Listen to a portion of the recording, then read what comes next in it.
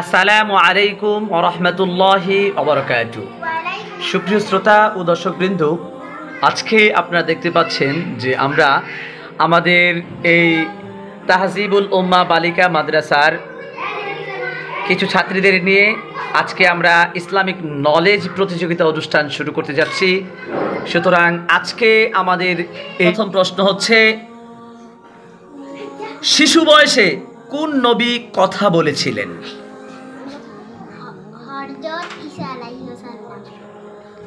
তুমি কি শিওর?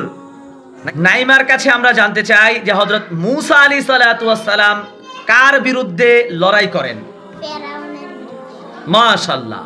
এখন দ্বিতীয় প্রতিযোগী হচ্ছে মুসাম্মদ মাইমুনা। মাইমুনার কাছে আমরা জানতে চাই কুরআন শরীফ কার বাণী? আল্লাহ তাআলা। মাশাআল্লাহ।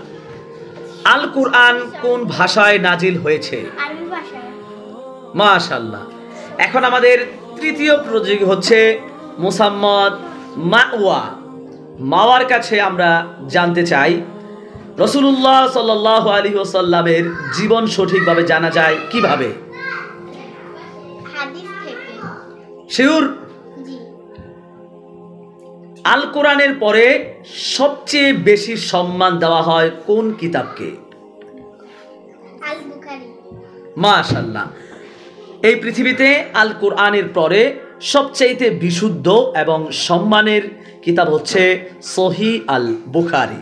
আয়েশা সিদ্দিকার কাছে প্রশ্ন হচ্ছে, আল কোরআন কত বছরে নাজিল হয়? 23 বছরে। আল কোরআনের প্রথম সূরার নাম কি? সূরা আল ফাতিহা। মাশাআল্লাহ।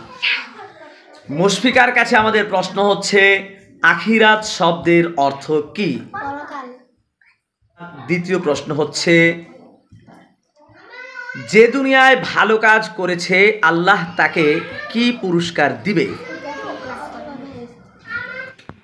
তাবাসসুমের কাছে আমরা জানতে চাই যে সর্বপ্রথম নৌকা তৈরি করেন কে? তুমি শিওর? তোমার কাছে আমাদের দ্বিতীয় প্রশ্ন হচ্ছে, খলিলুল্লাহ কার উপাধি? মাশাআল্লাহ। আমরা খুব সুন্দর উত্তর পেয়ে